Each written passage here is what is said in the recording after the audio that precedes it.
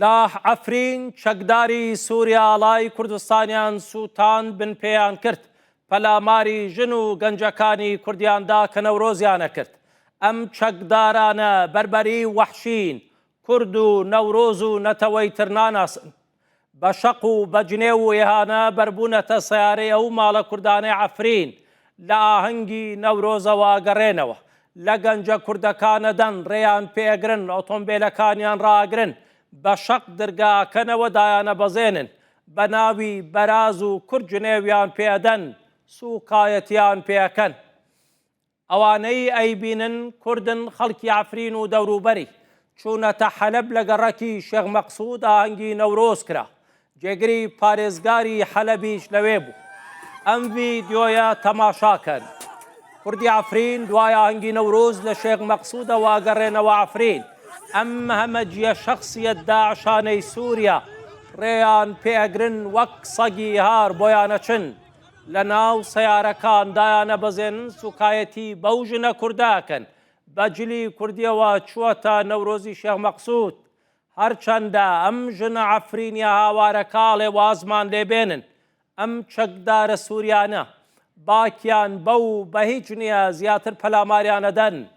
گەنجە کوردەکان لە ناو ئۆتۆمبیلادا بەزێنن هەر لەسەر جادەکە بە 10 کەس و 20 کەس لێیانەدەن. ئەم کوڕە کوردانەی عەفرین ژن و مناڵیان لەگەڵایە حازر نەبوون بۆ شەڕ و ڕێگری. ئەگینا ئەم بەڵتەچیە کەونە داعشانە بەوان ناوێرن.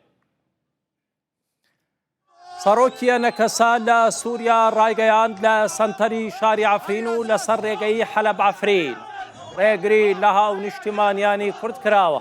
ئاڵای کوردستان خراوەتە بنپێ خەڵک ناچار کراون بەسەر ئاڵاکەیە بڕۆن.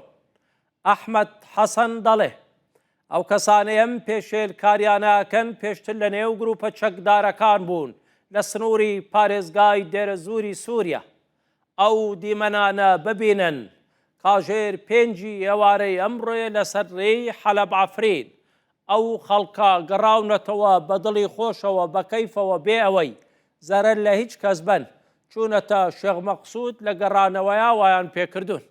ئەمەش دیمەنێکی ترە دیسان خەڵکی کوردن لە ناو سەیارەیان هیچیان نەکردووە بە زۆر ڕایانەگرن ڕێیان پێبڕن دایانە بەزێن. ئەم دیمەنەیە کە کورد زۆر پێی ئێهانە بووە. گەنجێکی بەڵتەجی کەونە داعش ئاڵای کوردستانی لە دەست کورد و ئەوانەی نەورۆز وەرگرتووە ئەی خاتە ژێر پێی.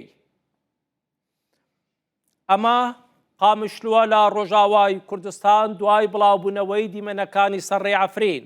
خەڵک لە ماڵەکان چوونە دەرەوە. ئەوانن کە ئەم ئێوارەیە نەورۆزیان کردووە لە گۆڕەپان و شوێنی قەرەباڵغا.